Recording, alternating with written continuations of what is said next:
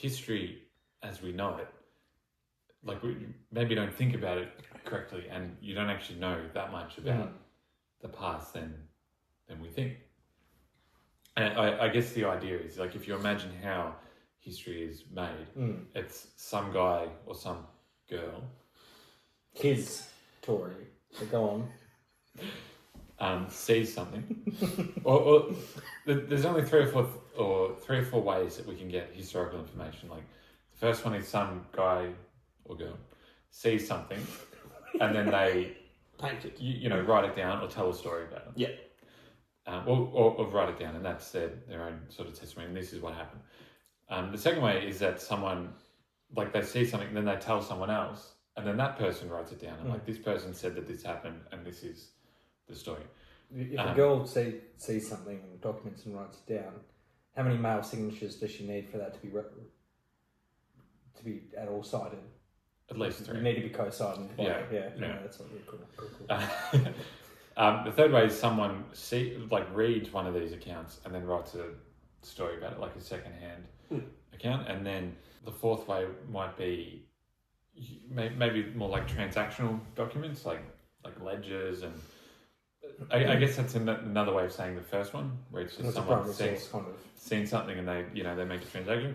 And then the more modern, recent way is like video and audio technology, and you have the recording of that. But I guess the point I would say of all this is, you read this history and see all this stuff and go, okay, so that is what happened, and you construct a story. But it's more like that is what this person says is what happened. And that may or may not be true. All of the history that we have, it's just a story that someone tells us. I don't think you can ever say that anything, it's like this happened or that's 100% true. It's like, it's probably happened like that, or it's maybe likely. Growing up being told that your parents love each other, and then the reality is they never did. Yeah. I mean, you are speaking to a point we're witnessing in real time in current history, in terms of people's refusal. I mean, to use the obvious example, you look at America, the divide between right-wing, left-wing, Democrat, Republican, where you can present them with an entirely what we would consider factual source, and they go, well, no, that's not what it actually means. This is my interpretation of it. I think this is probably a hot button thing, because I'm so fucking right wing that I barely believe in the fire department. So I'm an absolute radical. So I'm ready to argue with someone already. It's like, I've given you this fact. Okay, this person did this thing. You're like, yeah, but no, they didn't mean it like that. Like, this is what they're actually referring to. Or this is what they're actually what happened. I will be fascinated in, let's say I live this long, 50 years time, to look at the. You won't. Yeah. Fingers crossed. What will be written about this particular era in history? Because more to your point of, like, history is a story that's agreed upon with enough. So back in the day, there was limited sources that you could use to verify what might have happened. So if there was enough things that roughly said the same thing, you go, okay, some version of this must have occurred, and that's where the history is built from, and that's where the story was told to the next person from. So we're currently in an age where everything's recorded. There's evidence of everything, but then also there's too much. So there's no way to... It's harder to construct a story. It's hard to construct an accurate, proper story with all the noise outside of it, let alone now with the rise of AI, where things can appear real that are not real, and what will get taken and run with. I mean, there's heaps of examples, like people making up fake citations of, publishing entirely fake scientific studies that get published as accepted facts cited by students in their essays, which then go on to inform professionals, all that sort of stuff. Men becoming women, etc. Yeah. The kind of following on from that, we'll table that one for a later conversation. the funny thing...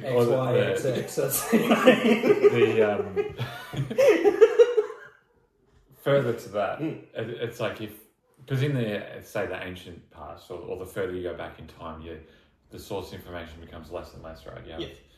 And historians or whoever has to try and construct a story, and so you got this source and that source, and they have a wider, they get archaeological information and this and that, and to try and make a picture of this is sort of what happened, and that's a problem in the sense that it's you're trying to make this story with very little information. You've got to try and fill in the blanks.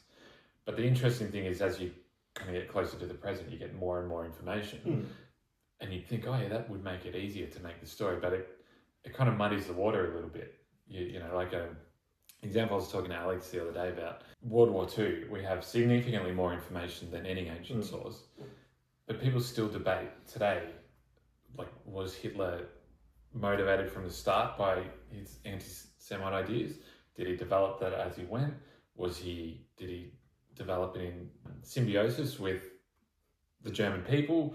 Like, you know what I mean? It's easier to assign a motivation if you've only got like, oh, this guy operated in this era. We have limited knowledge of day-to-day life, but we know this was the main thought. And you go, okay, so that must what he'd been thinking.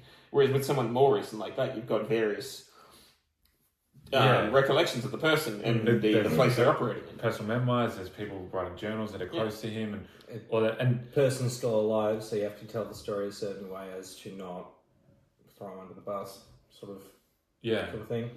And then you know, like you were saying, if someone in 50 years was looking back to today where there's significantly more information than that, and then they've got to try and construct a story, it's like, I don't know how you do it. Even if you were looking back at your own life, like you you might have like a couple of Facebook posts or Instagram if you're Sam. If you want to see me visit historical sites, you can follow me.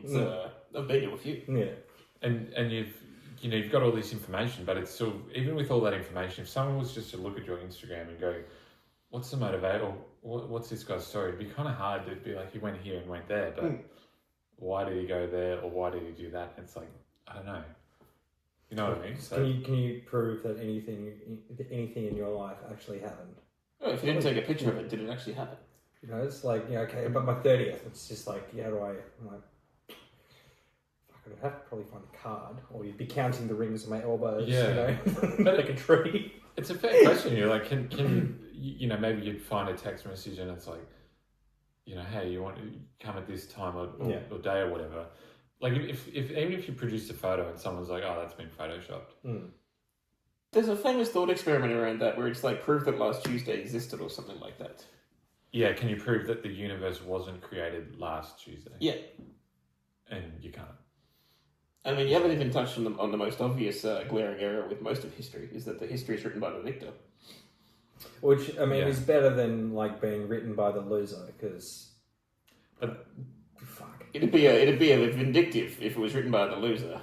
But that's the Spanish Civil War was probably... Certain groups should be looked at in very, very harsh ways. That's the source problem, though. Like, because in, ancient sources, most of it is written by the... Because, so for example, I don't think there's any Persian sources about anything with the Persian Empire. It's all Greek sources talking about the Persians. Yeah, they're Darth Vader. They're the bad guys. We're the good guys. Whereas, in the World Wars, there's sources from both the winners and the losers, and you can get both sides of the fence, but it kind of makes it way more complicated and harder to work out. You just have to hope that ancient historians actually, put in the time and effort. Because I just think about when I was at university writing an essay, and you had to have sources. I just found the ones that matched my argument. Thorough scholarship. or I'd do some reading of a couple of articles. Go, oh, that's why it's easier to argue. Let me cherry pick some arguments for that. So I hope that ancient historians are a bit more. But yeah, that's my general thesis or idea, I guess. So you're basically arguing, if I can summarise this for you, is that we have no way of knowing what's actually really what happened in most of history. And that the history that we have, or the history, the way that we think about it, is just a story that most people believe. And the story informs the history, and the history informs the story. So mum saying that she didn't smoke when she was pregnant with me, at a certain point, just is not enough for proof for me to say that that's why I'm short of because the extension to this idea is like, if your own life and because everything that happens in your life, shocking news, is in history. I mean, there is no such thing as the present. Everything is history. Yeah, there is no such thing as the present. And so if all of history is just a story, then it follows that your life and your past and everything you've done is just a story, and that probably your entire personality or the thing that you think of when you think of yourself is just a story that you tell yourself and other people. So Patmore's not real. Yes. Well, I mean, you put it that way. I mean, like, the best you can hope for, right? You're a dad. The best you can hope for is that one of your kids remembers your story somewhat. As a good story about you. As a good story about you. And you will be embellishing all your achievements in those stories told to your children. I will be, yes. It was this big, and I was facing that way. And as a man who is quite averse to social media, they won't even have much of a digital track record to go back and prove whether or not it was Whereas true. what we would say the other way, it would be like, kids, and it's going to remember your grandpa now, and scrolling through his Facebook feed. Oh yes, and Labour, you'll never get away with this from 2022. It's like, he was a funny old man. And I was like, I'll have to explain the context to that meme because I don't know, boomer bait. So, what would you say then are the implications of this argument? In that history is just a story that we kind of agree upon in many ways. You will be forgotten, and you probably didn't exist. Exactly. You will cease to exist. They say you die twice. First time when you die, then the second time when someone says your name for the last time. I mean, there's that whole sort of thing. Do you think then that we should try to still learn from history, knowing that it is a flawed retelling in many ways? Yes. Or do you think that we should go? Let's take a vague idea of, we'll get the vibe of this one, and then we'll just write a better story moving forward. Is that the motivation you get from 6 million. Sorry. No, this is. I'm not advocating like history's. It's just made up, and it's like It's as a historiologist, you would have the authority to say that. Though. But I mean, I would, and people would have to accept that. As a person, though, as a human being, I think it's more of the recognition that everything is framed in a story. Our entertainment are just stories of characters or whatever, something that's trying to relate to you. The way you remember your childhood or whatever, you're not going to sit down and this is everything that happened in chronological order. They'll be like, so I did this and I went to this school. I did it's a narrative that builds out from. I'm not saying it's like that everything is made up or that it's all just a story. Like I said, the history informs the story and then the story informs the history. Saying that going through my ancestors, you've got Richard, born, married, and then died, and there was nothing else. Yeah. So for example, you could say your namesake Alexander the Great. So didn't come down through the generations, but Alex the Whelming. A lot of good to see you. Hey, there was this great Alexander. It's not you. Not you. A lot of what we know about him is the stories that have come down to us, and the story about his dad got assassinated and he did this and he went to this oasis in Egypt and they told him he was a god, all that kind of stuff. It's it's a story that it can't be really verified anywhere else. But the guy who wrote it down, he's saying he got it from another primary source, and people at the time obviously believe that, and it still says something about the guy that wrote it down, or it gives you an insight into the way that he thought about things. Well, in 500 years, it's with all of this stuff, who's more real? Who will be more real in 500 years' time, you or Alexander the Great? It's there's probably more of you or whatever that's still sort of whatever, but your impact's not. Yeah. Jesus is probably a better example because you can argue whether or not he's real is irrelevant. Yes. What's come from it is realer than the imprint. I'm quite glad that we've had Alexander the Great, but I'm sitting here with Alexander the Greater. I believe is what you're hinting at. Alexander the Great, historiologist. Yeah, the lesser. In 500 years' time, there'll be an Alexander the Great. It's what was the thing I said to you the other day? And it's just must be remembered at all costs or whatever. It's eat the Mona Lisa. Yeah. Look, I just hope that whoever's controlling my simulation makes it an entertaining gameplay experience for me. Yeah.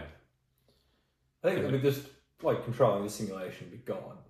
Yeah. For all intents and purposes. So. He's probably watching the recording of this episode and going, this is all gone horribly wrong. It's like, I can't believe I gave them fucking electricity and then they started a podcast.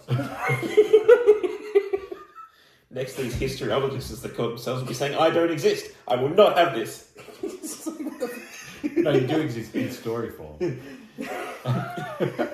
you're just sort of getting into the end of Game of Thrones now, and it's just everyone's motivations change at the drop of a hat, and it's like, it is all about a story, though, isn't it? And who's got a better story than the kid in the wheelchair? Oh, yeah. That is revisionist history at its best. But it's like... Yeah. Literally any of the other characters has a better story. Well, I mean, and his might be the best, but there's no context to, like, maybe he's controlled by an alien tree hive mind with generational memory or anything. But that's actually a really good example to sum up what I'm saying. It's like, who's got a better story than this guy? According to him, no one can verify anything that he's done. He's like, I've got dreams and I can see everything in the past, and it's like, do you have any evidence to verify that? Guys, I was in a tree. I was part of a tree, okay? There's no way that he can provide any evidence to verify any of his visions. And even the stuff that he did do, like he went all the way up north and all that kind of stuff. He was sitting down the whole time. He would have told someone, like, yeah, I did this and did that and did this and did that. And then, no, sure you did, buddy. Just quietly get wheeled into the room and he's like, I forgive you. I'll leave you and the audience with the thinking point then of which historical figure is the biggest lie that has been told to us over the course of history. Lie. Yeah, who's had the most well-known historical figure who plenty of people would go, well, they never did that. I mean, I think Churchill. You can make an argument that he's a fucking piece of shit, but that's new enough that people get really funny about it because obviously Churchill saved England and all that. Yeah, but like people, there's stuff. There's like. Evidence to say Churchill did stuff, said stuff, was places. I mean, like, which historical figure is it? Like, we don't really know. Like, we tell the story. I'd say the further back you go, the more you get. Obviously, it's going to be someone in the more ancient times. So, someone like maybe like Cyrus the Great, Persian. You know, could be like apocryphal kind of. Yeah, like a lot of the stories. It's like maybe. A lot of the early Roman stuff, it seems to be pretty mythical. But I guess... So you're doubting the whole Wolf Cub? Romulus and Remus just sucked from the tit and... No, that happened, that's true. Well, you can't question it, because that's what we got. Yeah. I can and will. So it wasn't a wolf, it was a raccoon. Okay? It was completely misinterpreted. The religious figures, I'd say, like Muhammad, it's like... I don't even know if he was a real dude. Just all the Muslim ones, just... Yeah, all the Christian ones are true. Well, yeah, I'm not going to argue that on this point. But on the Jesus as well, it's I guess debatable about all the things that he said in the Bible, like how much of it was from his mouth, and I'm a historiologist, so I just believe what their testimonies. Yeah. They're eyewitness. Yeah, an eyewitness testimony. You do take the Bible at its literal words, so don't notice that. Yes, I do. I do, Catholic. And the bits that make sense to me, yes. Yeah, the bits that I agree with, I take absolutely, literally. Yeah. Old Testament's a little bit more metaphorical. Yeah. I'll tell you what's inspired me, what I'm going to take away from this conversation is what sort of lies I can build into the story that people tell of me. I'd say that you already tell lies. I'm already planning embellishments to my backstory that I can just build up fake evidence of. I'd go out on a limb and just many of the stories that you tell already have quite a lot of mayo on there. I know mine do. It's like Jordan Peterson is like, no matter what, never lie. But if you do, don't do it often. make it a beautiful lie. Yes. Make it beautiful. And it's not entirely obvious that white lies don't have consequences. If you were to extrapolate things out into the future. It's in the metaphysical substrate. And it's like if everything lives in the metaphysics of a story, then who knows what bloody thread you're pulling? You heard it here first, kids.